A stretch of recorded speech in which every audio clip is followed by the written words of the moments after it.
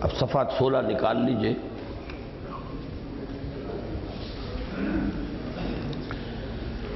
ہندوستانی مسلمانوں کی قومی سیاست مذہب سے جس تیزی سے دور ہوتی جا رہی تھی،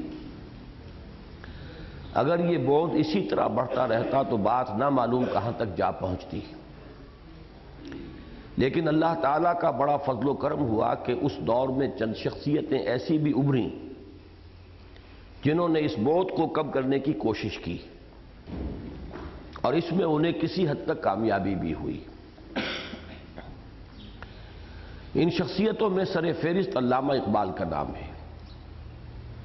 انہوں نے مسلمانوں کی قومی تحریک میں مذہبی جذبے اور رنگ کی آمیزش کی جو کامیاب کوشش کی وہ ظاہر و باہر ہے، لیکن یہ بھی ظاہر ہے کہ وہ مذہبی آدمی ہرگز نہ تھے، لہذا ان کی کوششوں سے قومی تحریک میں کم از کم وقتی طور پر مذہبی روح تو ایک حد تک پیدا ہو گئی، لیکن مذہبی طبقات سے اس کا بعد کسی طرح کم نہ ہوا۔ ایک قومی شاعر کی حیثیت سے جب منظر عام پر آئے علامہ اقبال، ملی شاعر، قومی شاعر، تو گویا کہ اس ملی امنگ اور قومی امنگ کے اندر مذہب اور سیاست کا ایک امتزاج تھا، کم سے کم جذبے کی حد تک، نظری طور پر فلسفے کی حد تک۔ لیکن یہ کہ چونکہ وہ خود کوئی مذہبی طبقات سے تعلق رکھنے والی شخصیت نہیں تھے، لہذا طبقاتی بوجھ جو تھا وہ ختم نہیں ہوا، اس میں کوئی کمی نہیں آئی۔ علامہ کے ساتھ ہی ایک دوسری عظیم شخصیت جس نے ایک بار حکومت الہیہ کا نعرہ لگا کر امت مسلمہ کی عمر رفتہ کو آواز دی اور امام الہند کا خطاب پایا، وہ مولانا ابوالکلام مرحوم کی تھی۔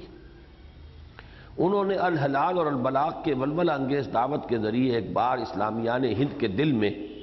پھر سے قرون اولیٰ کی یاد تازہ کر دی، لیکن وہ بھی جلد ہی، جبکہ ابھی ان کی زوردار دعوت کی صدائے بازگشت خود ان کے اپنے کانوں تک بھی نہ پہنچ پائی تھی، اس کام سے دستبردار ہو گئے۔ تاہم ان کی دعوت سے بھی وقتی طور پر ایک دینی جذبہ ہندوستان کی پوری مسلم قوم میں تازہ ہو گیا۔ یہ چونکہ ہم قومی سطح پر بات کر رہے ہیں، لہذا اس وقت وہ پہلو پیش نظر ہے، علمی نہیں، قومی سطح پر ایک جذبہ، ذرا عمر رفتہ کو آواز دینا، اس قرون اولیٰ کی ایک یاد کا تازہ ہو جانا، تو اس کو شعر کے میدان میں علامہ اقبال اور نثر کے میدان میں اور خطیبانہ انداز میں مولانا ابوالکلام آزاد نے۔ امام الہند کی دعوت کی گھن گرج کچھ کم ہوئی ہی تھی کہ ایک تیسری شخصیت جسے انہی کی شخصیت کا معنوی تسلسل قرار دیا جا سکتا ہے، انہیں ان کی زندگی ہی میں مرحوم قرار دے کر ان کے ترک کردہ مشن کی تکمیل کے عزائم کے ساتھ سامنے آئی۔ یہ مولانا سید ابوالعلا مودودی تھے، جو اگرچہ معروف مذہبی حلقوں سے تو متعلق نہ تھے، لیکن ان کی مذہبیت بہرحال مسلم تھی، یعنی یہ کہ وہ کوئی دارالعلوم سے پڑھے ہوئے ہوں، وہاں کی سند ہو، کسی قدیم مذہبی خانوادے کے ساتھ ان کا کوئی رشتہ اور تعلق ہو، یہ بات نہیں تھی، اس حیثیت میں نہیں، وہ تو اپنی ذاتی حیثیت میں ابھر کر سامنے آئے۔ ویسے اس میں تھوڑا سا اضافہ کر لیجئے، وہ تصحیح بھی کہی جا سکتی ہے کہ مولانا کا تعلق بھی اگر کسی درجے میں کبھی رہا ہے تو وہ جمعیت علماء ہند کے ساتھ ہی رہا ہے، اس لیے کہ الجمعیت جو کہ پرچہ تھا جمعیت علماء ہند کا، اس کے یہ ایڈیٹر رہے ہیں اپنی نوجوانی کے دور میں۔ اسی لیے بعض حضرات کہتے ہیں کہ یہ بھی در حقیقت علماء دیوبند ہی کے پروردہ اور تربیت دادا شخص ہے، اگرچہ مولانا مودودی کی تربیت میں بہت سے عناصر کو عمل دخل ہے، اور وہ بہرحال اس بنیاد پر سامنے نہیں آئے۔ وہ الجمعیت کی ایڈیٹر کی حیثیت سے تو اس دور کی بات ہے ان کی، جبکہ وہ ابھی سرے سے نمایاں تھے ہی نہیں، معروف تھے ہی نہیں، وہ بعد میں آئے ہیں تو خود اپنی ایک ذاتی شخصیت، ایک آزاد ایک شخصیت کی حیثیت سے۔ انہوں نے ایک طرف، اب یہاں سے نوٹ کرنے کی ضرورت ہے، انہوں نے ایک طرف ان مذہبی حلقوں پر شدید تنقید کی جو ہندوستان کی اکثریت کے عزائم سے بے خبر، آزادی کی محبت اور انگریز دشمنی کے جذبے سے مغلوب ہو کر ایک ایسی راہ پر چل پڑے تھے جس کا نتیجہ ہندوستان میں ایک متحدہ قومیت کا قیام اور اس میں مسلمانوں کی قومیت کا کلی انضمام تھا۔ یعنی جمعیت علماء ہند، مولانا ابوالکلام آزاد، مولانا مدنی، ان کی جو روش تھی، ان کا جو موقف تھا، ان کا جو طریقہ کار تھا، خواہ وہ انگریز دشمنی کی بنیاد پر تھا، خواہ یہ ہے کہ آزادی کی محبت، کوئی سا جذبہ، یا جیسے پہلے ہم دیکھ چکے ہیں کہ وہ نہیں اندازہ کر سکے مسلمان قوم کے سواد اعظم کے احساسات کا، تو بہرحال نتیجہ یہ نکلا کہ وہ ایک ایسے راستے پر چل رہے تھے کہ جس کا نتیجہ نکل سکتا تھا ہندوستان میں ایک متحدہ قومیت کا قیام، اور اس میں مسلمانوں کی قومیت کا کلی انضمام، ضم کرنا کہتے ہیں کسی چیز کے اندر شامل کر دینا، انضمام کوئی شے اندر کسی کے شامل ہو جائے، جزء بن جائے۔ اس طرح ان کے قلم نے گویا پہلی بار مسلمانان ہند کے سواد اعظم کے دلی احساسات کی ترجمانی مدلل اور مفصل طور پر کی۔ یہ بات اپنی جگہ صحیح ہے، مسلم لیگ کے پاس کوئی صاحب قلم شخص تھا ہی نہیں، علامہ اقبال کے اشعار تو تھے، لیکن یہ ہے کہ کوئی صاحب قلم ہو، جس طاقت ہو اس کے قلم میں، پھر یہ کہ علامہ نے بھی براہ راست سیاسی مسائل پر شعر نہیں کہے ہیں، وہ تو اصولی باتیں انہوں نے کہیں۔ علامہ کی شاعری بہرحال مولانا ظفر علی خان کی شاعری تو نہیں تھی، وہ تو ہر سیاسی مسئلے پر، مرحلے پر، واقعے پر شعر کہتے تھے اور نظمیں کہتے تھے۔ علامہ کا معاملہ یہ نہیں ہے، بلکہ شاعری میں بہت کم مسلمانان ہند کے مسائل سے کوئی اعتنا کیا ہے علامہ اقبال نے، وہ تو پوری عالمی ملت اسلامیہ کے ہدی خاں کی حیثیت سے تھے۔ تو ہندوستان میں اگرچہ سواد اعظم جو ہے اور علی گڑھ سکول آف تھاٹ اور یہ نئی جو قیادت ابھری مسلمانوں میں، اس کی طرف جا تو رہے تھے مسلمان، لیکن علماء کی تنقیدیں ان پر جو ہو رہی تھیں اور علماء جدھر جا رہے تھے، اس کی وجہ سے ایک بے چینی سی تھی ذہنوں کے اندر۔ وہ اسباب موجود تھے کہ وہ محسوس کر رہے تھے کہ ہندو کس طریقے سے ہمیں جو ہے ختم کرنے کے درپے ہیں، اس کا احساس تھا، لیکن احساس کو زبان بھی تو چاہیے نا، وہ زبان کوئی نہیں تھی اس کے پاس، وہ زبان پہلی مرتبہ مولانا مودودی کے قلم نے فراہم کی۔ اس طرح ان کے قلم نے گویا پہلی بار مسلمانان ہند کے سواد اعظم کے دلی احساسات کی ترجمانی مدلل و مفصل طور پر کی، چنانچہ قوم نے ان کا پرجوش خیر مقدم کیا۔ دوسری طرف انہوں نے اپنے مخصوص کلامی انداز میں ہندوستان کے مسلمانوں کو دین کی طرف متوجہ کیا، یعنی ان کی ایکٹیویٹیز کے یہ دو اسپیکٹس تھے۔ ایک تو یہ کہ جو وقتی سیاست ہے اس پر تبصرہ کر رہے تھے، اور اس میں ابتدا میں انہوں نے نیشنلسٹ علماء جو ہیں ان پر شدید تنقید کی، ان کے موقف کو غلط قرار دیا۔ اس لیے جو مسلم لیگی ذہن تھا، مسلم قوم پرستانہ ذہن، اس نے ویلکم کیا، پسند کیا کہ یہ واقعتاً یہ تو وہ جو کہتے ہیں Daniel comes to the judgement, وہ تو معلوم ہوا کہ ہمیں جو ہے جو جس چیز کی کمی تھی وہ پوری ہو گئی۔ لیکن دوسری طرف مولانا مودودی ایک داعی کی حیثیت سے بھی سامنے آئے، اور ان کی دعوت جہاں دین کی بنیادی امور کی طرف تھی، وہاں ساتھ ہی یہ جو مغربی تہذیب اور مسلمانوں کی روایات کا ٹکراؤ ہو رہا تھا، اس میں انہوں نے اسلامی تہذیب اور اس کے مختلف جو پہلو ہیں ان کو اجاگر کرنا شروع کیا، دلائل کے ساتھ ان کو پیش کرنا شروع کیا، تو اس سے بھی مسلمانوں کے قومی تحریک کے اندر اثر نو ایک دینی جذبے کی آمیزش ہو گئی۔ وہ بودھ جو ہوتا جا رہا تھا دینی طبقات کا اور قومی سیاست کا، اس میں ایک بہت بڑی کمی آئی۔ دوسری طرف انہوں نے اپنے مخصوص کلامی انداز میں ہندوستان کے مسلمانوں کو دین کی طرف متوجہ کیا، اور مغرب کے ملحدانہ افکار و نظریات کا پرزور ابطال کر کے اسلام کی حقانیت اور خصوصاً اس کے ایک مکمل اور بہترین نظام حیات ہونے کو واضح کیا۔ چنانچہ ان کی کوششوں سے ایک بڑی تعداد میں مسلمان نوجوان، خصوصاً وہ جو انگریزی تعلیم یافتہ اور مغربی تہذیب و تمدن کے دلدادہ تھے، دین کی جانب راغب ہوئے، اور ایک بار پھر یہ امید بندھی کہ ہندوستان کی مسلم قومیت اور اسلام کا رشتہ اثر نو استوار اور مضبوط و محکم ہو جائے گا۔ یہ ذہن میں رکھیے پورا سلسلہ کہ پہلے تو ہم نے وہ ڈائیورجنس دکھائی ہے کہ کس وجہ سے یہ معاملات دور سے دور تر ہو رہے تھے، پھر اس میں یہ کہ جس کو کہتے ہیں بریجنگ دی گیپ، جو درمیان میں بودھ اور فصل تھا، وہ جو خلیج حائل ہو رہی تھی، اس کو برج کرنے والی تین شخصیتیں، علامہ اقبال، مولانا آزاد، اور پھر زیادہ مؤثر شخصیت اس معنی میں کہ ان کی تحریر سلیس انداز اور اس کی پھر پذیرائی وہ جس انداز میں ہوئی ہے، تو ایک مؤثر شخصیت کی حیثیت سے مولانا مودودی سامنے آئے۔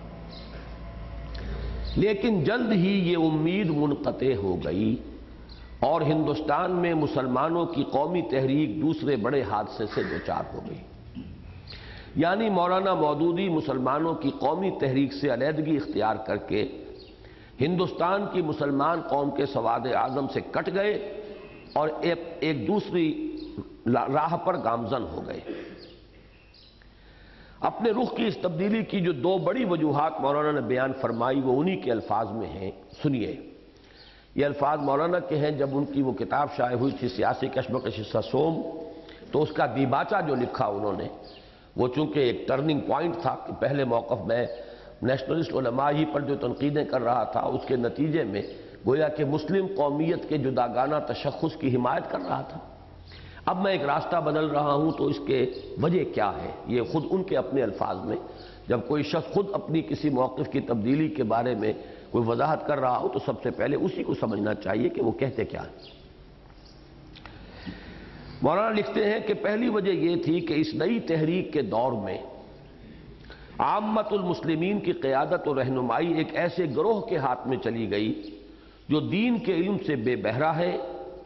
اور محض قوم پرستانہ جذبے کے تحت اپنی قوم کے دنیاوی مفاد کے لیے کام کر رہا ہے۔ دین کا علم رکھنے والا عنصر اس گروہ میں اتنا بھی نہیں جتنا آٹے میں نمک ہوتا ہے، اور اس قدر قلیل کو بھی کوئی دخل رہنمائی میں نہیں ہے۔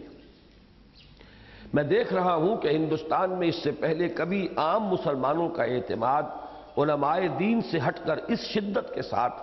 غیر دیندار اور ناواقف دین رہنماؤں پر نہیں جمع تھا۔ میرے نزدیک یہ صورتحال اسلام کے لیے وطنی قومیت کی تحریک سے کچھ کم خطرناک نہیں ہے۔ یہ الفاظ انڈرلائن کر لیجئے۔ اب اس مسلم نیشنلسٹ موومنٹ کو بھی ایکویٹ کر رہے ہیں وہ اپنے نتائج کی خطرناکی کے اعتبار سے۔ وہ جو انڈین نیشنلزم کا تصور تھا، پہلے جو بھی اس کے خلاف تنقیدیں کی تھی، اب اس کو برابر قرار دے رہے ہیں کہ در حقیقت اتنا ہی خطرناک اور مضر یہ معاملہ بھی ہے۔ اگر ہندوستان کے مسلمانوں نے دین سے بے بہرا لوگوں کی قیادت میں ایک بے دین قوم کی حیثیت سے اپنا علیحدہ وجود برقرار رکھا بھی، جیسا کہ ٹرکی اور ایران میں برقرار رکھے ہوئے ہیں، تو ان کے اس طرح زندہ رہنے میں اور کسی غیر مسلم قومیت کے اندر فنا ہو جانے میں آخر فرق ہی کیا ہے؟ معلوم یہ ہوا کہ وہ نام کا اسلام جو بھی ہے، نسلی اسلام، نام کا اسلام، ظاہری اسلام، اس کی کوئی حیثیت، وقت اور اہمیت جو ہے مولانا مودودی کے ان الفاظ کے بقول نہیں۔ وہ بالکل ضامی ہو جائے تو کیا فرق پڑا اگر انہوں نے اپنے آپ کو ایک بے دین قوم کی حیثیت سے، جس کے اوپر لیبل مسلمان کا ہے، اگر رکھا بھی تو کیا ہے؟ اس کے بعد کا جملہ بڑا پیارا ہے، ادبیت کا حامل ہے۔ ہیرے نے اگر اپنی جوہریت ہی کھو دی تو پھر جوہری کو اس سے کیا دلچسپی کہ وہ کمبخت پتھر کی صورت میں باقی رہے یا منتشر ہو کر خاک میں رل مل جائے۔ یہ ہے وہ آئیڈیلزم جو میں نے کہا نا، جو مضمون ہم پڑھ چکے ہیں کہ آئیڈیلسٹک پوزیشن تو وہی صحیح ہے جو مولانا مودودی نے کہی کہ اصل مسئلہ اسلام کا ہے، مسلمان کا نہیں ہے۔ مسلمان ہے اس میں اسلام نہیں ہے تو کیا فرق واقع ہوا؟ اس کے اور کافر کے اور ہندو کے درمیان کیا فرق ہے؟ لیکن یہ کہ واقعہ یہ نہیں ہے، مسلمان نام کا مسلمان بھی بہرحال لیگلی بہت فرق و تفاوت رکھتا ہے ایک غیر مسلم سے۔ تو آئیڈیلسٹک پوزیشن، ریئلسٹک پوزیشن، ایک حقیقی معاملہ، ایک قانونی معاملہ۔ تو ہوتا یہ ہے کہ ایک چیز پر جب ہماری توجہ زیادہ ہوتی ہے تو دوسری کی بالکل نگیشن کر دیتے ہیں۔ بس یہ ہے وہ جس کو میں کہتا ہوں تشدد، شدت پسندی اور جو انتہا پسندی جس کو کہا جائے، اور یہ مولانا مودودی کے مزاج کا جزو لازم تھی یہ شے۔ اور یہی چیز جو بھی کامیابیاں انہیں دنیا میں حاصل ہوئیں بظاہر، لیکن وہ کامیابی تو حاصل ہوئی نہیں کہ کوئی حکومت قائم ہوتی، ریاست اسلامی آتی، بہرحال کچھ لوگ جمع ہوئے اور وہ جوش اور جذبے والے اور ایک منظم جماعت، اس میں اس ان کے مزاج کا بڑا دخل ہے کہ جو بھی اب ان کے قریب آ گیا اس نے یہ سمجھا اب مسلمان ہم ہی ہیں اور صحیح کام سے رویہ، باقی سب تو ہے غلط، قطعاً کفر کے کام۔ ہیرے نے اگر اپنی جوہریت ہی کھو دی تو پھر جوہری کو اس سے کیا دلچسپی کہ وہ کمبخت پتھر کی صورت میں باقی رہے یا منتشر ہو کر خاک میں رل مل جائے۔ دوسری وجہ یہ تھی کہ میں نے اس تحریک کے اندر داعیہ دینی کے بجائے داعیہ قومی کو بہت زیادہ کار فرما دیکھا۔ اگرچہ ہندوستان کے مسلمانوں میں اسلام اور مسلم قوم پرستی ایک مدت سے خلط ملط ہیں، یہ وہی ایشو ہے جو میں جس پر بحث کر چکے، اسلام اور مسلم قوم پرستی یہ دو چیزیں ہیں حقیقت کے اعتبار سے۔ اگرچہ ہندوستان کے مسلمانوں میں اسلام اور مسلم قوم پرستی ایک مدت سے خلط ملط ہیں، لیکن قریبی دور میں اس معجون کا اسلامی جزو اتنا کم اور قوم پرستانہ جزو اتنا زیادہ بڑھ گیا ہے کہ مجھے اندیشہ ہے کہ کہیں اس میں نری قوم پرستی ہی قوم پرستی نہ رہ جائے۔ حد یہ ہے کہ ایک بڑے ممتاز لیڈر کو ایک مرتبہ اس امر کی شکایت کرتے ہوئے سنا گیا کہ بمبئی اور کلکتے کے دولت مند مسلمان اینگلو انڈین فاحشات کے ہاں جاتے ہیں، حالانکہ مسلمان طوائفیں ان کی سرپرستی کی زیادہ مستحق ہیں۔ اس حد کمال کو پہنچ جانے کے بعد اس مسلم قوم پرستی کے ساتھ مزید رواداری برتنا میرے نزدیک گناہ عظیم۔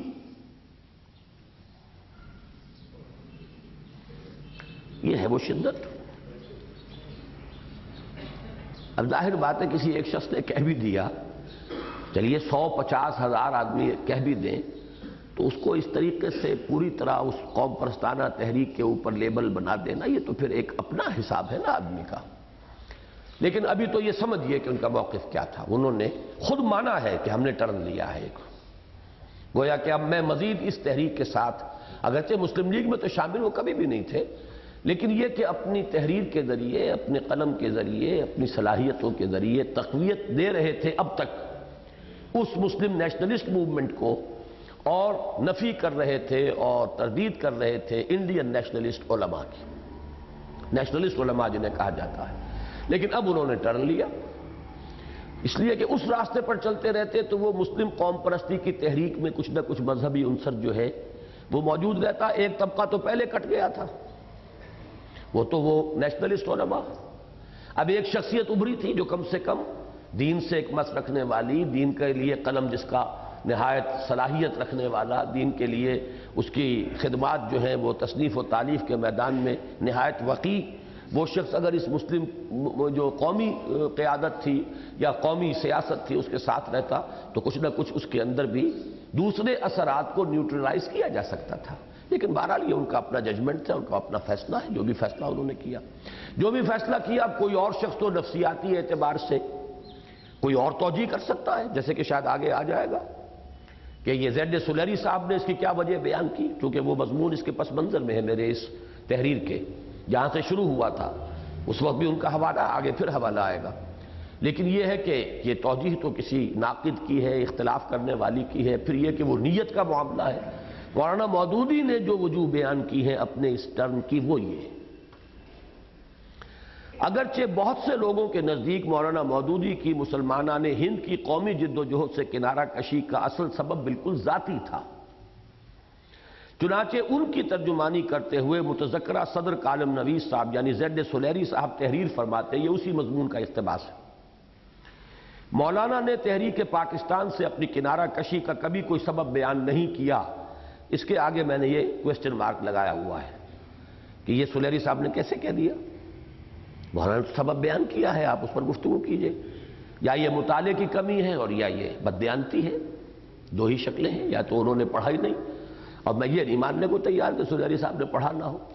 اس لیے کہ پرانے صحافی ہیں، پھر مودودی صاحب پر قلم اٹھا رہے ہیں، لکھ رہے ہیں،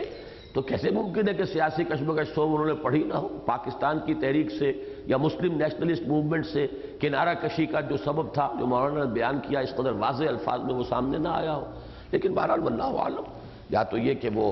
مطالعے کی کمی ہے، معلومات کی کمی ہے، یا پھر بددیانتی ہے،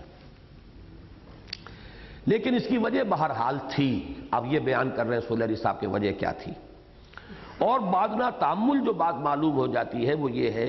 کہ مولانا نے مسلمانوں کی جداگانہ قومیت کا پرچار اس امید میں کیا تھا کہ وہ اپنی قیادت انہی کو سونپ دیں گے، لیکن جب یہ واضح ہو گیا کہ مسلمانوں نے جس شخص کی صدا پر کان دھرا وہ بجائے ان کے قائد اعظم تھے تو انہوں نے فوراً اس پورے نقشہ کار ہی کو تج دیا، گویا مولانا مودودی کی غداری کا اصل سبب خالص ذاتی تھا۔ یہ چارج ہے جو سلیری صاحب نے مولانا مودودی پر لگایا کہ یہ صرف مسئلہ جو ہے یہ در حقیقت شخصیت کا تھا، اگر قیادت ان کے ہاتھ میں آ جاتی تو یہ دوسری پگڈنڈی جو ہے وہ نکالتے نہ اپنے لیے۔ اچھا، یہ بات اس درجے میں واقع کے اعتبار سے صحیح ہو سکتی ہے کہ مولانا خود یہ بیان کر رہے ہیں کہ قیادت ایسے لوگوں کے ہاتھ میں چلی گئی ہے جو دین سے بے بہرا ہیں۔ اگر اس تحریک کی قیادت میں وہ لوگ ہوتے یا مؤثر ہوتے جو دین کے ساتھ ایک کمٹمنٹ رکھتے ہیں اور دین کے ساتھ ان کا ذہنی اور علمی رشتہ بھی ہے اور عملی رشتہ بھی ہے، تو پھر یقیناً علیحدہ راستہ نکالنے کی ضرورت نہ ہوتی۔ تو ڈی فیکٹو تو یہ معاملہ جو ہے اپنی جگہ پر جو ہے منطق کے مطابق صحیح ہے، لیکن آیا مولانا کا اصل سبب یہی ذاتی تھا جو سلیری صاحب کہہ رہے ہیں؟ تو یہ تو در حقیقت ایک خیانت کا اور ایک بددیانتی کا اور نیت کے اوپر حملہ ہے۔ تو میں نے یہ لکھا ہے، لیکن اس وقت ہم اس بحث میں الجھنے کو سعی لا حاصل سمجھتے ہیں، بلکہ ہمارے نزدیک مولانا نے 1940-41 میں مسلمانان ہند کی قومی تحریک سے کٹ کر اپنے لیے جو کام تجویز کیا، یعنی قومی سطح سے بلند اور گروہی مفادات سے بالا تر ہو کر خالصتاً اللہ کے دین کی دعوت اور تبلیغ و اشاعت، اور وہ بھی خالص علمی و فکری انداز میں، وہ یقیناً قومی جد و جہد کے مقابلے میں بہت اعلیٰ اور عرفہ تھا۔ اب یہ میں اپنے آپ کو شاباش اس وقت دے رہا ہوں دلی دل میں کہ انتہائی تلخی کے دور میں بھی الحمدللہ کہ یہ الفاظ بھی موجود ہیں میرے قلم سے نکلے ہوئے، وہ عدم توازن اس وقت بھی نہیں۔ حالانکہ یہ دور وہ ہے جب کہ میں نے یہ الفاظ لکھے جب مجھے شدید نفرت ہو چکی تھی مولانا، لیکن یہ کہ آدمی کو کوشش کرنی چاہیے کہ جو بات صحیح ہے اس کو صحیح کہے۔ یہ تو نہیں کہ کسی سے نفرت ہو گئی ہے تو اس کی خوبی کو بھی آپ اس کا عیب ہی قرار دے دیں۔ نفرت، محبت، عقیدت اپنی جگہ، اور جو بات حق ہے، جو صحیح ہے، جو سچ ہے، اس کا اقرار، اس کا اعتراف ہونا چاہیے۔ یہی بات ہے جو اس تحریر میں سن 74 میں نے لکھی، یعنی اس کے 7 سال بعد جو ہم پڑھ چکے ہیں امت مسلمہ کا عروج و زوال، وہ جو 8 نکات میں نے مولانا مودودی کا اصولی موقف بیان کیا، میں سمجھتا ہوں کہ اس میں اس اعتبار سے شدت تو تھی، انتہا پسندی تھی کہ پہلے انہوں نے مسلم انڈین نیشنلزم کو بالکل کفر کے قریب جا پہنچایا، اور پھر یہ مسلم نیشنلزم کو یہ شدت انتہا پسندی کی بات، لیکن یہ کہ اصولی اعتبار سے بات بالکل صحیح تھی، اور اسلام کا ہائیسٹ آئیڈیالوجیکل یا آئیڈیالسٹک موقف جو ہے وہ وہی ہے جو انہوں نے پیش کیا۔ البتہ یہ ہے کہ جو فیکٹس آن دی گراؤنڈز تھے، حالات تھے، ان سے صرف نظر کیا انہوں نے اس وقت۔ پھر نوٹ کر لیجئے کہ لیکن اس وقت ہم اس بحث میں الجھنے کو سعی لا حاصل سمجھتے ہیں، یعنی یہ بحث کہ کیوں مولانا نے پٹڑی بدلی، کیا اسی وجہ سے بدلی جو انہوں نے بیان کی یا کوئی اور سبب تھا، آیا یہ نیت کا کوئی فطور تھا، واللہ عالم۔ بلکہ ہمارے نزدیک مولانا نے سن 40-41 میں مسلمانان ہند کی قومی تحریک سے کٹ کر اپنے لیے جو کام تجویز کیا، یعنی قومی سطح سے بلند اور گروہی مفادات سے بالا ہو کر خالصتاً اللہ کے دین کی دعوت اور تبلیغ و اشاعت، اور وہ بھی خالص علمی اور فکری انداز میں، وہ یقیناً قومی جد و جہد کے مقابلے میں بہت اعلیٰ و عرفہ تھا۔ تاہم قومی جد و جہد کے نقطہ نظر سے مولانا مودودی کے رخ کی یہ تبدیلی سخت نقصان دہ ثابت ہوئی۔ اب اس اینگل سے آئیے، قومی اور سیاسی اعتبار سے، مجموعی اعتبار سے۔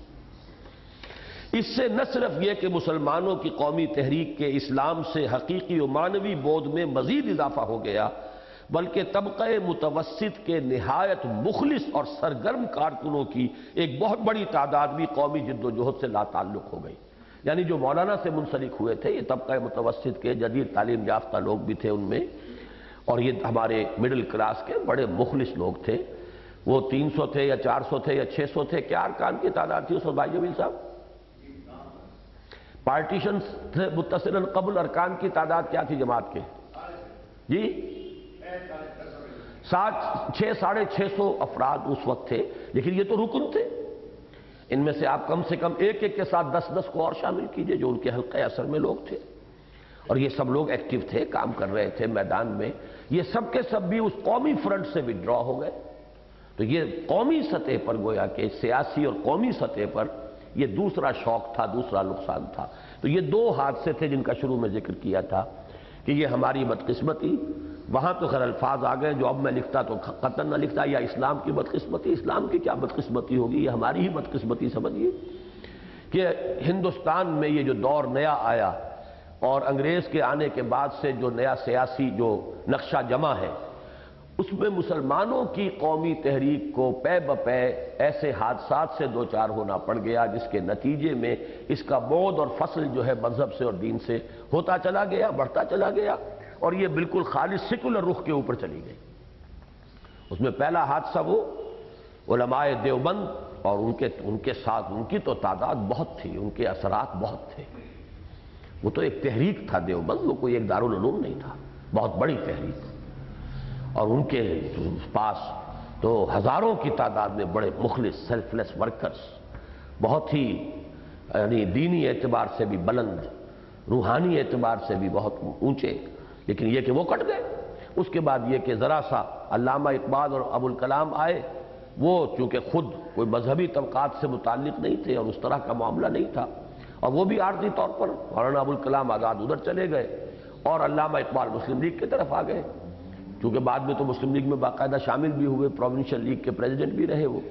اور وہ چلے گئے کانگریس کے اندر۔ وہ گیپ یوں کا تو رہا، تو البتہ مولانا مودودی کی شخصیت ایک ایسی ہوئی۔ تاہم قومی جد و جہد کے نقطہ نظر سے مولانا مودودی کے رخ کی یہ تبدیلی سخت نقصان دہ ثابت ہوئی۔ اس سے نہ صرف یہ کہ مسلمانوں کی قومی تحریک کے اسلام سے حقیقی و معنوی بعد میں مزید اضافہ ہو گیا، بلکہ طبقہ متوسط کے نہایت مخلص اور سرگرم کارکنوں کی ایک بہت بڑی تعداد بھی قومی جد و جہد سے لا تعلق ہو گئی۔ 1941 سے 1947 تک کا عرصہ ہندوستانی سیاست میں حالات و واقعات کی انتہائی تیز رفتاری کا دور ہے۔ دوسری جنگ عالمگیر کے بعد ایک طرف خود انگریزوں نے یہ محسوس کر لیا کہ اب وہ زیادہ دیر تک ہندوستان پر اپنا تسلط برقرار نہ رکھ سکیں گے، دوسری طرف انڈین نیشنل کانگریس کے جھنڈے تلے ہندوؤں اور نیشنلسٹ مسلمانوں نے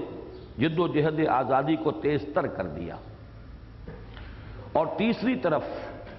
مسلمانان ہند کا سواد اعظم مسلم لیگ کے جھنڈے تلے حصول پاکستان کی جد و جہد میں مشغول ہو گیا۔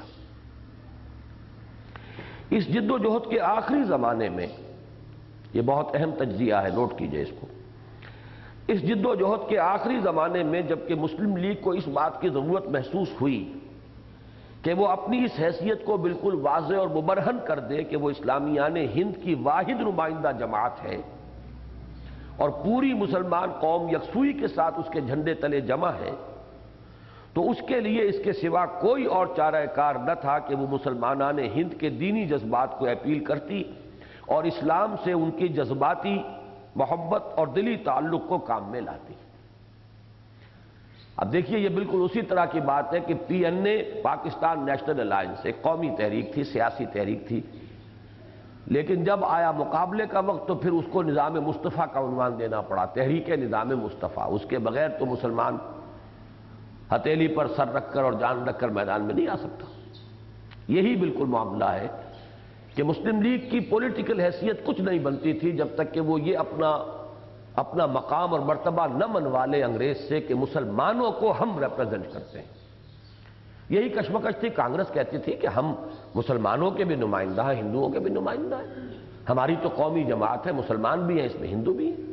اسی لیے ہر وقت جب بھی کہیں ہوتا تھا کسی نہ کسی مسلمان کو وہ آگے کرتے تھے بات کرنے کے لیے، تاکہ یہ معلوم ہو کہ یہ در حقیقت یہ خالص فرقے وارانہ جماعت ہے مسلم لیگ، اور کانگریس جو ہے یہ تو در حقیقت قومی جماعت ہے، پورے اس کے اندر ہندوستان میں بسنے والے لوگوں کی نمائندگی کرتی ہے۔ مسلم لیگ کا کوئی پولیٹیکل جو ہے وہ وزن ہی نہ ہوتا جب تک کہ یہ بات ثابت نہ ہو جاتی کہ ہندوستان کے مسلمانوں کی ایکسکلوسیو ریپرزنٹیشن جو ہے وہ صرف مسلم لیگ ہے۔ لہذا اس کے لیے اب اسے مذہبی جذبات کو بروئے کار لانا پڑا، اور وہ نعرے لگے۔ اس جد و جہد کے آخری زمانے میں جبکہ مسلم لیگ کو اس بات کی ضرورت محسوس ہوئی کہ وہ اپنی اس حیثیت کو بالکل واضح اور مبرہن کر دے کہ وہ اسلامیان ہند کی واحد نمائندہ جماعت ہے اور پوری مسلمان قوم یکسوئی کے ساتھ اس کے جھنڈے تلے جمع ہے، تو اس کے لیے اس کے سوا کوئی اور چارہ کار نہ تھا کہ وہ مسلمانان ہند کے دینی جذبات کو اپیل کرتی اور اسلام سے ان کی محبت اور دلی تعلق کو کام میں لاتی۔ چنانچہ یہی وہ زمانہ ہے جس میں پورا ہندوستان، پاکستان کا مطلب کیا، لا الہ الا اللہ کے نعروں سے گونج اٹھا، اور اسلامی حکومت، اسلام کے اصول مساوات و اخوت، اسلام کا نظام عدل اجتماعی، اسلامی تہذیب و تمدن، اسلامی قانون و دستور کی اصطلاحات کا استعمال مسلم لیگ کے رہنماؤں کی تقریروں میں عام ہو گیا۔ یہ اس دور کی کوٹیشنز ہیں قائد اعظم کی، اور کہ جو اس سلسلے میں پوچھا گیا کہ پاکستان کا دستور کیا ہوگا، جواب دیا پاکستان کا دستور 1400 برس پہلے سے طے ہے، ہمارا دستور قرآن ہے۔ یہ سارے معاملات جو ہیں اس میں جو بہت زوردار تقاریر بھی ہیں، وہ جملہ جسے میں بار بار دہراتا ہوں کہ ہم پاکستان اس لیے حاصل کرنا چاہتے ہیں کہ عہد حاضر میں اسلام کے اصول حریت و اخوت و مساوات کا ایک نمونہ دنیا کے سامنے پیش کریں۔ یہ اس دور کے یہ بیانات ہیں۔ گویا اس دور میں تحریک مسلم لیگ، نوٹ کیجئے، انڈر لائن کیجئے اس جملے کو، اس دور میں تحریک مسلم لیگ مسلمانوں کے صرف قومی مفادات کی محافظ نہیں، بلکہ دین کے ساتھ ان کی محبت اور اسلام کے ساتھ ان کے قلبی تعلق کا مظہر بھی بن گئی۔ جو بھی دلی تعلق تھا، جذباتی تعلق تھا، عملی تعلق تو کم تھا، جذباتی تعلق تو تھا نا، اب اس کا مظہر بھی مسلم لیگ ہے، قومی مفادات کا مظہر بھی مسلم لیگ ہے۔ ہندو کے مقابلے میں معاشی اور سماجی تحفظ کا، اس کے لیے تو مسلم لیگ اٹھی ہے، لیکن یہ کہ اس نے اپنے آپ کو مسلمانوں کے مذہبی جذبات کا بھی کسٹوڈین بنا لیا۔ اس کی بالکل ایسے مثال ہے جیسے ضیاء الحق صاحب صرف CMLA نہیں تھے بلکہ اسلام کے بھی وہی سرپرست تھے، لہذا ان کی دوہری حیثیت ہو گئی۔ تو ایوب خان صاحب کو تو 2-3 سال کے اندر اندر ہی مارشل لاء کو رخصت کرنا پڑا، اور یہ 8 برس تک لے گئے مارشل لاء، اس لیے کہ انہوں نے وہ اسلام کی جو ہے سرپرستی وہ بھی اپنے پاس رکھ لی۔ تو ان کے لیے تو ظاہر بات ہے کہ استحکام اور دوام جو ہے وہ زیادہ تھا۔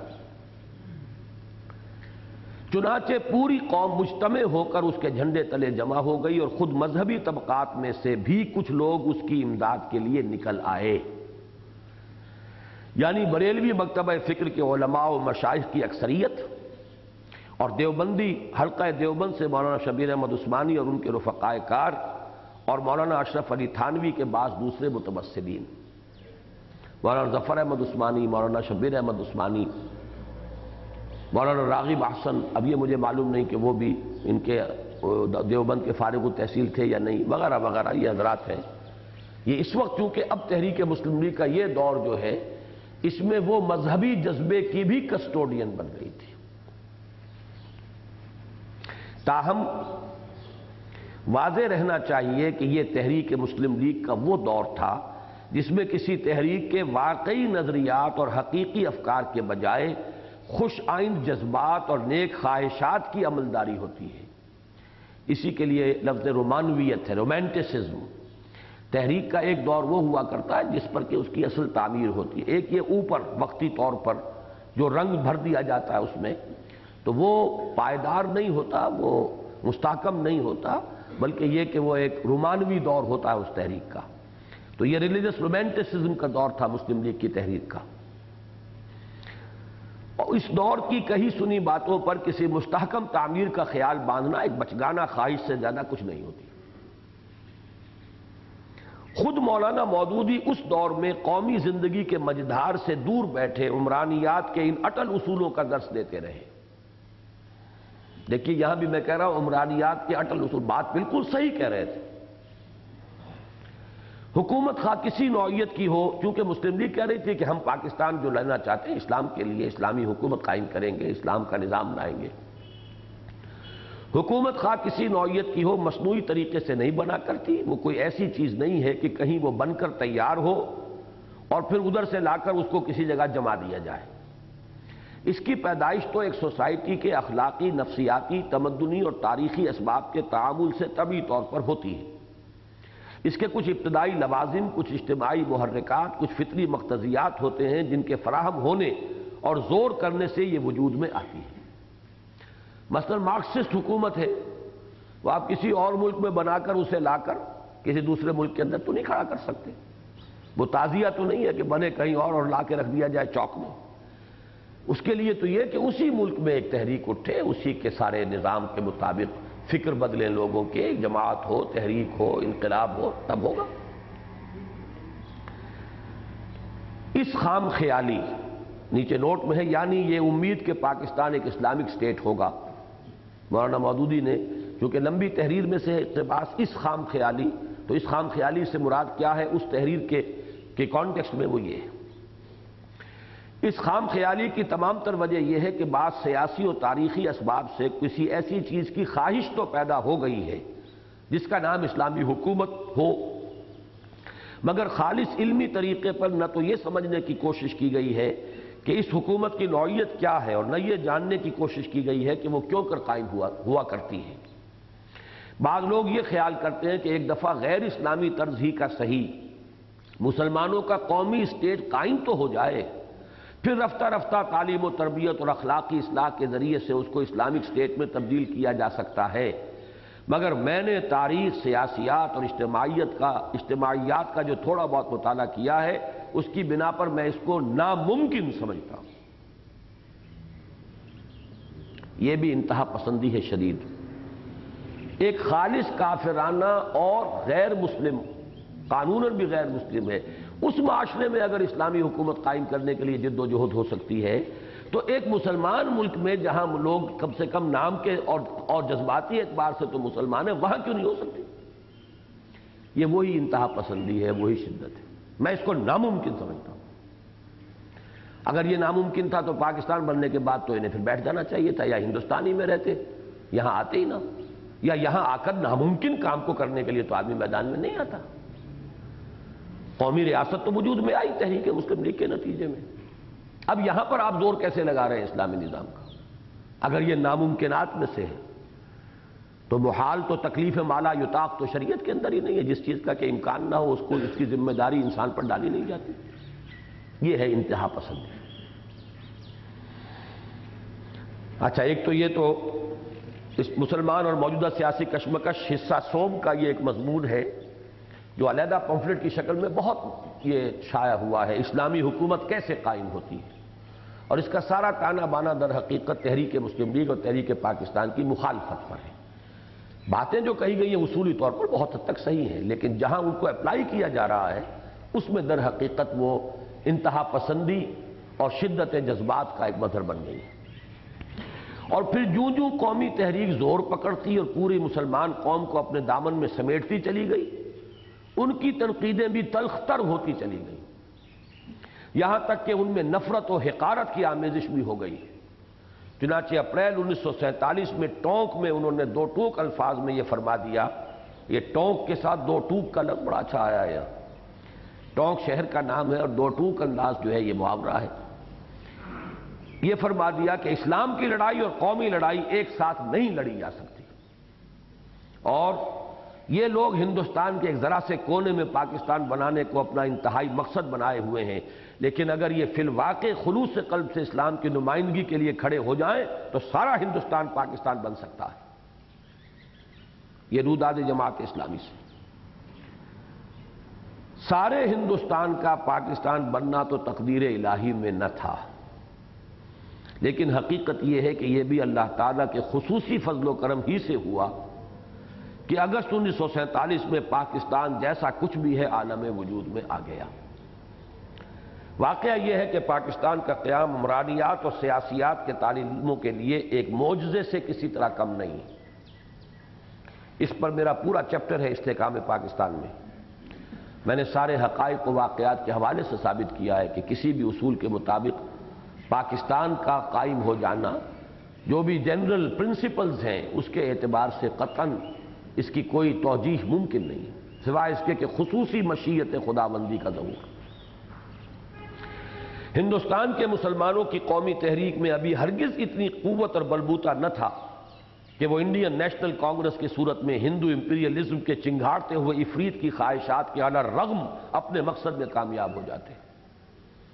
قائد اعظم کے اپنے الفاظ ہیں کہ میری جیب میں تو کھوٹے سکے ہیں، ان کے ساتھی جو تھے جن کے بارے میں یہ الفاظ کہہ رہے ہیں، یہی وجہ ہے کہ انہیں مان لینا پڑا پھر کیبنٹ مشن پلان کو۔ طاقت ہوتی تو اڑ جاتی اسی وقت کہ نہیں ہمیں تو علیحدہ ملک چاہیے، معلوم تھا طاقت نہیں ہے، اور انگریز تلا ہوا ہے، اب وہ جانے پر طے کر چکا ہے کہ جانا ہے یہاں سے، لہذا اس وقت اگر زیادہ اڑے تو ہو سکتا ہے absolutely unilateral transfer of power کر کے ہندوؤں کو یعنی کانگریس کو وہ چلتا بنے۔ تو اب اگر ساری جاتی دیکھیے تو آدھی دیجئے بانٹ، تو پاکستان کا بالکل ہی سرے سے کوئی تصور ہی نہ رہے، تو اس سے یہ ہے کہ کم سے کم اس کیبنٹ مشن پلان میں ایک ہیولہ تو تھا کہ 3 زون تھے، اور یہ بات تسلیم کی گئی تھی کہ 10 سال کے بعد ان میں سے جو چاہے علیحدہ ہو جائے۔ تو ہندوستان کے مسلمانوں کی قومی تحریک میں ابھی ہرگز اتنی قوت اور بلبوتا نہ تھا کہ وہ انڈین نیشنل کانگریس کی صورت میں ہندو امپیریلزم کے چنگھاڑتے ہوئے عفریت کی خواہشات کے اندر رغم اپنے مقصد میں کامیاب ہوتے۔ کچھ لوگ اس میں انگریزوں کی سیاست کا دخل گردانتے ہیں، جیسے ہمارے ہاں ولی خان صاحب ہیں، وہ ہر 6 مہینے جاتے ہیں انگلستان اور وہاں سے کوئی نئے خطوط نکال کے لے آتے ہیں انڈیا آفس لائبریری سے۔ لیکن کبھی ابتدائی دور میں چاہے تحریک مسلم لیگ پر کسی انگریز گورنر جنرل یا وائس رائے کی نظر کرم رہی ہو، یہ بات بالکل ظاہر و باہر ہے کہ آزادی ہند سے متصلاً قبل اور خصوصاً برطانیہ میں لیبر پارٹی کے برسر اقتدار آ جانے کے بعد انگریزی حکومت کا رویہ مسلم لیگ کے ساتھ واضح طور پر معاندانہ رہا، اور ہندوستان کے آخری انگریز وائس رائے لارڈ ماؤنٹ بیٹن کے بارے میں تو سب کو یہ معلوم ہے کہ وہ کانگریس کے اعلانیہ طرفدار اور مسلم لیگ کے سخت مخالف تھے۔ بنا بری اگر یہ کہا جائے کہ پاکستان کا قیام اللہ تعالیٰ کی ایک ایسی مشیت تھی جو ہندو اور انگریزوں کی متفقہ مخالفت کے رغم پوری ہوئی، تو اس میں ہرگز کوئی مبالغہ نہیں۔ تفصیلی مباحث اسی پر آپ کو معلوم ہے استحکام پاکستان میں۔ اب آخری جملہ اس کا ہے، ہم نے اسلامیان ہند کی تقریباً 125 سالہ تاریخ کے ان چند اہم نقوش کو صفحہ کرتاس پر اس لیے منتقل کیا ہے کہ تحریک پاکستان کا صحیح پس منظر نگاہوں کے سامنے آ جائے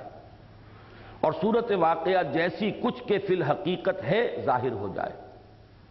اس لیے کہ صحیح طرز عمل اور درست سمت میں اقدام کا تمام تر انحصار اسی پر ہے۔ ماضی کے بارے میں رائے صحیح ہو، متوازن ہو، مطابق واقعہ ہو، حقائق پر مبنی ہو، تبھی آپ آئندہ جو قدم اٹھائیں گے وہ صحیح ہوگا۔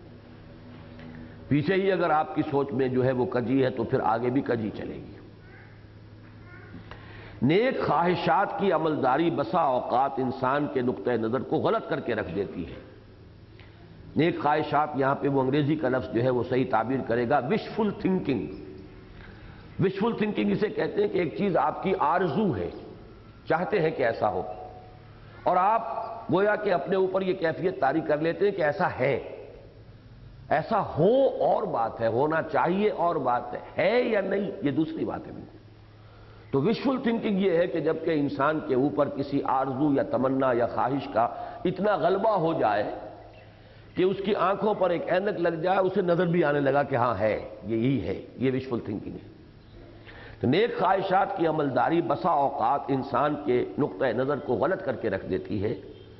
اور میدان سیاست میں اترنے کے بعد بارہا ایسا ہوا کہ ایک غلط موقف جو ابتدا میں محض حکمت عملی کے تحت اختیار کیا جاتا ہے، یہ حکمت عملی کا فلسفہ اسی زمانے میں مولانا مودودی نے پیش کیا تھا۔ نقض غزل پر مشتمل جو شمارہ آ رہا ہے میثاق کا جنوری سن 90 کا، اس میں یہ ساری چیزیں آپ کے سامنے آئیں گی۔ حکمت عملی کے تحت جو ہے وہ موقف اختیار کیا کہ پاکستان جو ہے وہ اسلام کے لیے قائم کیا گیا ہے، اور پاکستان میں بسنے والے مسلمانوں میں 1000 میں سے 990 مسلمان جو ہیں وہ اسلام کو چاہتے ہیں اور اسلام ہی کے یہاں پر وہ خواہش مند ہیں۔ اب یہ چیزیں جو ہے یہ حقائق والی باتیں نہیں ہیں، یہ تو آپ کی ایک وشفل تھنکنگ ہے۔ آپ چاہتے ہیں کہ یہاں 990 فی 1000 اسلام کے شہدائی بن جائیں، ہے کہاں وہ؟ ان کی عملی زندگی دیکھیے، ان کی ویلیوز دیکھیے، ان کا رہن سہن دیکھیے، ان کی سوچ دیکھیے، ان کی اقدار دیکھیے۔ تو یہ وشفل تھنکنگ، یہ حکمت عملی کے طور پر، دلیل کے طور پر یہ حکومت کے خلاف یہ دلیل لائی گئی کہ یہاں اسلام لاؤ، اس لیے کہ یہاں کے لوگ جو ہیں وہ چاہتے ہیں اسلام۔ اب ہوتے ہوتے واقعتاً یہ خیالات ایسے بیٹھے کہ معلوم ہوا کہ شاید حقیقت ہی یہ ہے، حقیقت تو یہ نہیں ہے۔ میدان سیاست میں اترنے کے بعد بارہا ایسا ہوا کہ ایک غلط موقف جو ابتدا میں محض حکمت عملی کے تحت اختیار کیا جاتا ہے، بعد میں جماعتوں اور تحریکوں کے اپنے نقطہ نظر میں مستقل طور پر ایسی کجی پیدا کرنے کا سبب بن جاتا ہے جو پھر اس کے گلے کا ہار بن جاتی ہے اور کسی طور سے پیچھا نہیں چھوڑتی۔ نتیجتاً بالکل مخالف سمت میں سفر کے باوجود یہ توقع برقرار رکھی جاتی ہے کہ اس موڑ سے آگے منزل ہے، مایوس نہ ہو در رات آ جا۔ ہمارے اس مطالعے میں ایک تو ذکر آیا تھا ثاقب زیروی قادیانی، لیکن یہ کہ شاعر تو وہ اچھا تھا، اب تو پتہ نہیں کہ فوت ہو چکا ہے یا زندہ ہے، مجھے نہیں معلوم۔ تو اس کی وہ نظم بھی مجھے بہت پسند تھی، وہ زمانہ طالب علمی کی وہ نظم ہے، وہ شراب کا جام پیش ہونے پر، بڑی اچھی نظم تھی۔ یہ میری عزت پہ آئیں گے تو مجھ سے منہ کی کھائیں گے۔ آخری جو اس کے بند تھے بہت ہی پیارے تھے۔ نیا جہاں بساؤں گا، نئی زمیں بساؤں گا، نیا جہاں بناؤں گا، جہاں ملک بھی گیت گائیں، جہاں فلک بھی سر جھکائیں، جہاں ملے گی ہر گھڑی حجاز کی کھچی ہوئی۔ یہاں ختم ہوئی تھی نظم یہ کہ مجھے تو ایک نئی دنیا بنانی ہے، نیا نظام بنانا ہے۔ یہ شراب ناب جو ہے اس کو اٹھاؤ میرے سامنے سے، اٹھا شراب ناب اٹھا، یہ چنگ اور رباب اٹھا، ہے ان کی لے میں دہریت، ہے ان میں جذب شیطنت، یہ میری عزت پہ آئیں گے تو مجھ سے منہ کی کھائیں گے۔ اور پھر یہ آخری بند، نیا جہاں بناؤں گا، نئی زمیں بساؤں گا، جہاں ملک بھی گیت گائیں، جہاں فلک بھی سر جھکائیں، جہاں ملے گی ہر گھڑی حجاز کی کھچی ہوئی۔ ہمیں تو وہ شراب چاہیے جو ساقی حجاز نے دی تھی۔ ایک یہ نظم تھی اس کی 1953 کی جو موومنٹ تھی، ختم نبوت کی تحریک، اینٹی قادیانی موومنٹ کے نام سے جو مشہور ہے، قادیانیوں پر بڑا سخت وقت آیا تھا اس وقت، لیکن اس وقت ان کا یہ قومی شاعر ہے ثاقب زیروی، تو اس نے یہ نظم لکھی تھی، اس موڑ سے آگے منزل ہے، مایوس نہ ہو درات آ جا۔ یہ اپنے قادیانیوں کا حوصلہ بلند کرنے کے لیے، گھبراؤ نہیں، بس یہ ایک مشکل موڑ ہے، اس سے نکل گئے تو پھر بیڑا پار ہے۔ اور یہی تحریکوں کے ساتھ ہوتا ہے، سن 71 کے الیکشن میں نہیں سے تو اگلے میں صحیح، وہ سن 77 میں بھی نہیں صحیح تو پھر اور اگلے میں صحیح،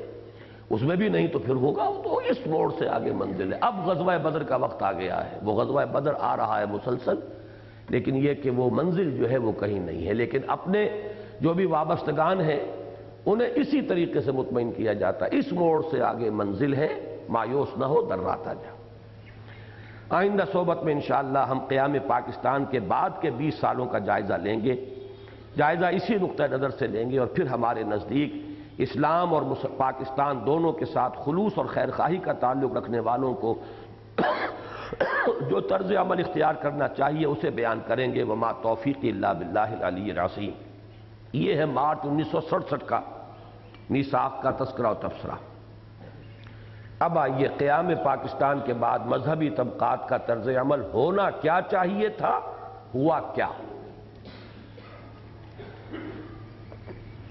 یہ اپریل سن 67 میں اسی مضمون کی دوسری قسط ہے۔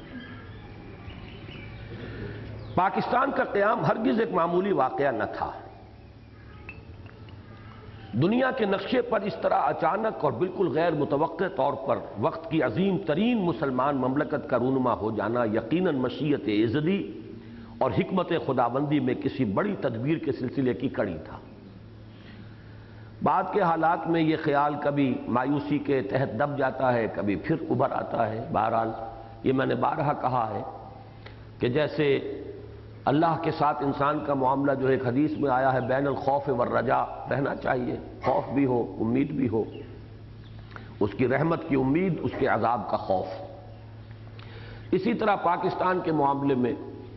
کبھی پھر امید بن جاتی ہے، کبھی حالات آتے ہیں گھٹا ٹوپ اندھیرا تو پھر وہ جو ہے امید کا دامن ہاتھ سے چھوٹتا محسوس ہوتا ہے۔ بعض حضرات پر یہ رد عمل جو ہے اتنا شدید ہوا، جن میں چشتی صاحب خاص طور پر، یوسف سلیم چشتی صاحب، انہوں نے بڑا وقت لگایا تھا تحریک مسلم لیگ میں، بہت بڑے مقرر تھے، جہاں الیکشن ہوتا تھا وہاں بلائے جاتے تھے، جسے بعد میں وہ کہا کرتے تھے کہ ہم نے پتہ نہیں 20 سال کہتے تھے یا 24 سال کہتے تھے، ہم نے مسلم لیگ کا بھاڑ جھونکا۔ پھر وہ شدت جذبات میں ان کا کی تعبیر یہ ہوتی تھی، لیکن پھر جو پاکستان میں حالات ہوئے اس سے شدید رد عمل ان پر ہو گیا تھا، اور بالکل مایوسی کی کیفیت، اور پھر یہ بھی کہ یہ تحریک تھی ہی غلط، یہ ہماری حماقت تھی، ہماری در حقیقت یہ ساری سوچ ہی غلط تھی، صغرا کبرا ہی اس کا صحیح نہیں تھا۔ یہی وجہ ہے کہ پھر ان میں عقیدت جو ہے بڑی شدید اور گہری عقیدت مولانا مدنی رحمۃ اللہ علیہ کی پیدا ہوئی۔ یہ بھی در حقیقت سارے ان کے اس رد عمل ہی کا پہلو ہے۔ ایک پہلو اس میں اچھا ہے کہ انہوں نے جو گستاخیاں کی تھی اس تحریک مسلم لیگ کے دور میں مولانا مدنی کی شان میں، اس پر انہوں نے پھر باقاعدہ ایک معافی نامہ لکھا جسے میں نے شائع کیا میثاق میں، لیکن پاکستان میں وہ مضمون کہیں اور نہیں چھپ سکتا تھا۔ دیوبندی پرچے بھی چھاپنے سے ڈر رہے تھے کہ ایسا مضمون بھی چھاپا جا سکتا ہے۔ وہ یہاں پڑا رہا، یہ انجمن خدام الدین جو ہے اس کا پرچہ خدام الدین 1 سال تک رہا، وہ مولانا عبید اللہ انور صاحب کے پاس وہ مضمون وہ شائع نہیں کر سکے اسے۔ مجھ سے ذکر کیا چشتی صاحب نے کہا، میں نے کہا مجھے دیجئے، آپ لائیے، میں شائع کرتا ہوں۔ میں نے میثاق میں شائع کیا، جس میں انہوں نے اپنا توبہ نامہ، اور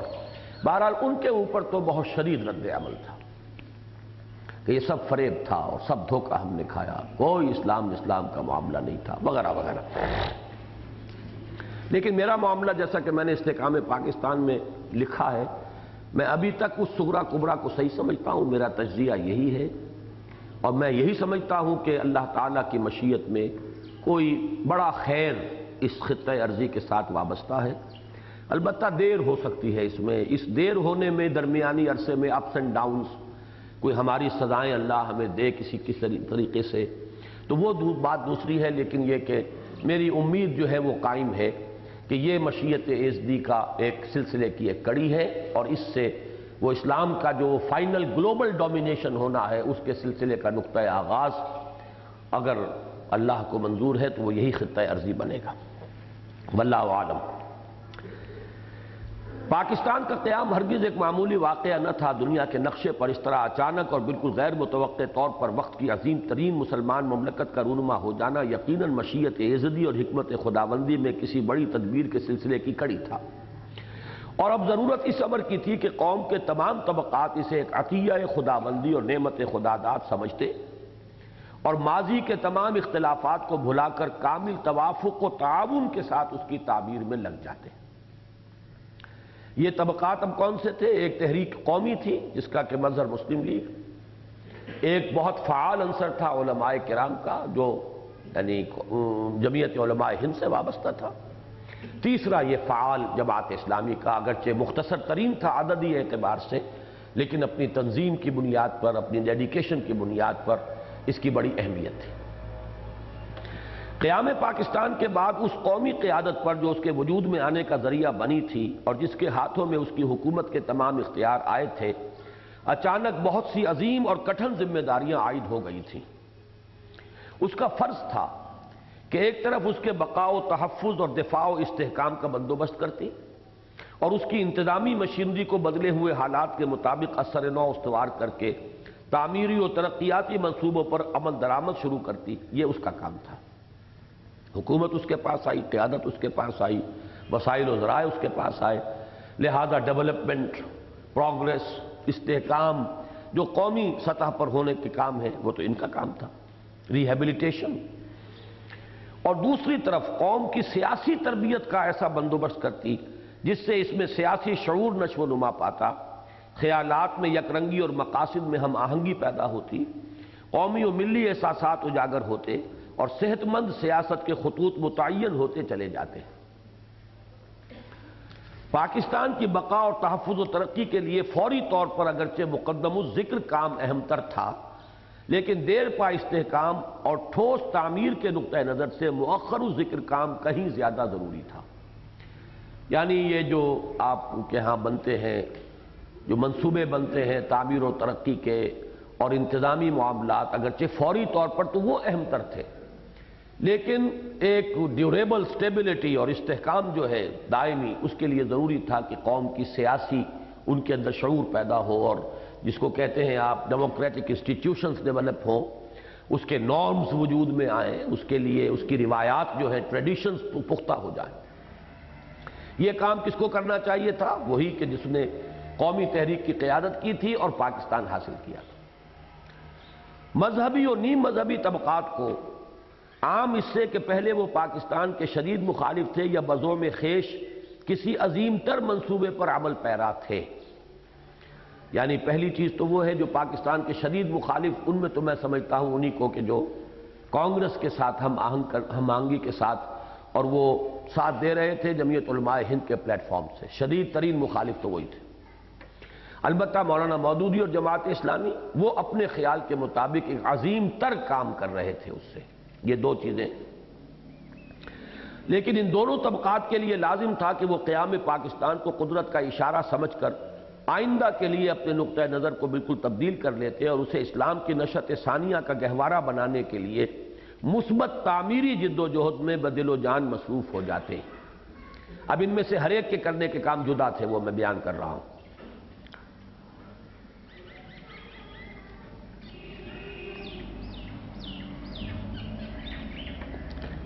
اس کے لیے ایک طرف یہ ضروری تھا کہ ہر گروہ اپنے مزاج کی مناسبت اور اپنی اپنی صلاحیتوں اور قوتوں کے تناسب سے اس عظیم جد و جہد کے کسی ایک شعبے کو سنبھال لیتا، اور دوسری طرف یہ لازمی تھا کہ انتشار و افتراق کے تمام رخنوں کو قطعی طور پر بند کر دیا جاتا اور قومی قیادت کے ساتھ حتی الامکان تعاون کی روش اختیار کی جاتی۔ وہ مذہبی حلقے جو جمعہ و جماعت اور درس و خطابت کے ذریعے عوام سے قریب ترین ربط و تعلق رکھتے تھے، علماء، پنج وقتہ نماز میں لوگ مسلسل آ رہے ہیں، جمعے کے خطبے کے لیے لوگ چلے آ رہے ہیں، ہر ہفتے ایک جلسہ عام منعقد ہو رہا ہے، وہ مذہبی حلقے جو جمعہ و جماعت اور درس و خطابت کے ذریعے عوام سے قریب ترین ربط و تعلق رکھتے تھے اور ان میں گہرے اثر و نفوذ کے مالک تھے، مذہبی، اخلاقی اور روحانی اقدار کے احیاء کے لیے انتہائی مؤثر کام کر سکتے تھے، اور جماعت اسلامی علمی و فکری سطح پر اسلامی انقلاب اور تہذیبی و ثقافتی میدان میں دینی اقدار کے احیاء کے لیے قیمتی خدمات سر انجام دے سکتی تھی۔ اس اعتبار سے جماعت اسلامی واقعتاً ایسی پوزیشن میں تھی کہ اپنے پیش نظر ہمہ گیر اور عالمگیر اسلامی انقلاب کے لیے قیام پاکستان کو ایک بہترین موقع کے طور پر استعمال کرتی۔ مولانا مودودی نے 6-7 سال مسلمانان ہند کی قومی جد و جہد اور عام سیاسی سرگرمیوں سے علیحدہ رہ کر جو کام کیا تھا، اس کے نتیجے میں انہوں نے ایک ایسی جمعیت فراہم کر لی تھی